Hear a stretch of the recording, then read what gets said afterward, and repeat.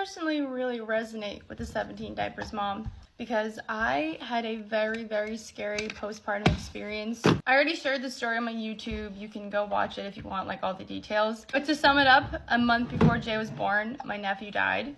And he was a newborn. He was only a month old. That event led to a very, very unique postpartum experience for me because I was still grieving. Everyone around me was still grieving while also having to care for this newborn baby that reminded me and everyone around me of my nephew. And I struggled really, really bad. I went down a very, very dark path very quickly. And I struggled in silence for the most part.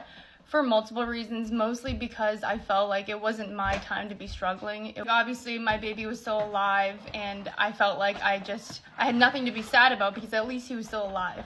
But really on the inside, my mind went to the darkest places so quickly. I also didn't really tell anyone because the only thing that was making me feel normal was people treating me normal. If I didn't get that under control, then I would have led to postpartum psychosis. It could have gotten really, really bad. That's why it took me so long to have another kid.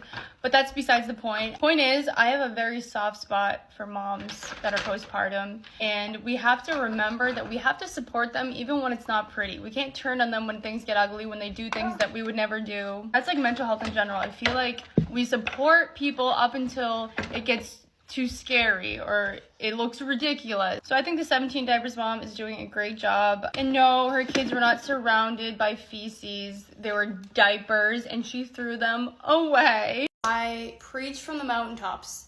Praise every single behavior that you want your toddler to repeat. But there is one behavior that I want her to repeat that I never praise, and that is eating her food. That's because it could lead to behaviors that I don't want, such as her eating all of her food just to please me, or not eating her food as leverage because she's mad at me. And I also just want her to view eating as a very neutral thing. It's not something that's good or bad. When I first became a mom, feeding felt so stressful. Now the way I see it is eating is a natural instinct, and all I have to do as a parent is offer her healthy foods to eat throughout the day.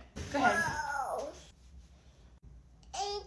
You did it! So when she does finish all of her food, I just say absolutely nothing. Or if she doesn't eat a lot of her food, I also say absolutely nothing. I know it can be hard because sometimes it feels like your toddler's living off crumbs. Unless your toddler has an actual underlying issue, it is normal for their appetite to fluctuate a lot. Some weeks she's eating everything I put in front of her. Other times she eats less than half of everything. If she's teething, I notice she doesn't eat as much because I think it just hurts their gums. So I usually offer more liquidy foods. And another thing I don't like to do, put a food above another food. For example, hey, you need to eat all your food and then you can get a cookie.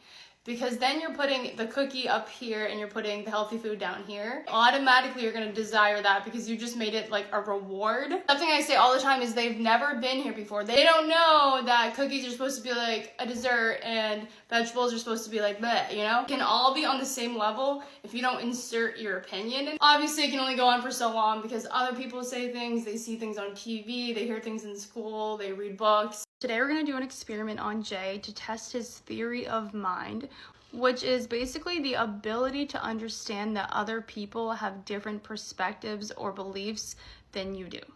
It's a famous experiment called a false belief task.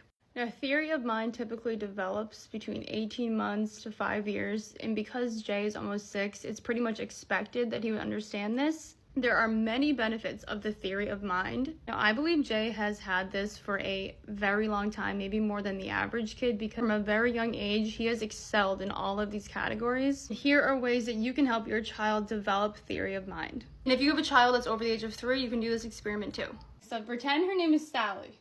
Sally. Okay, and Sally has a stick. Yep. And Sally comes along, and she puts this stick right under the green plate. And Sally goes home. While Sally's at home, Mario comes along and takes the stick and puts it under the blue plate. And then Mario runs away. Okay, so now the question is, when Sally comes back, which plate is she going to look under for the stick?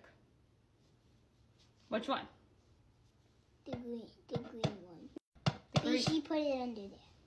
That's right. When Sally was gone, someone moved it, but she doesn't know someone moved it, right? Yeah. Yeah. So a child that does not have the theory of mind yet would have said the blue plate because they would have thought because they witnessed the stick being moved that everyone else witnessed it too. Therefore, they would not understand that other people have different beliefs and experiences.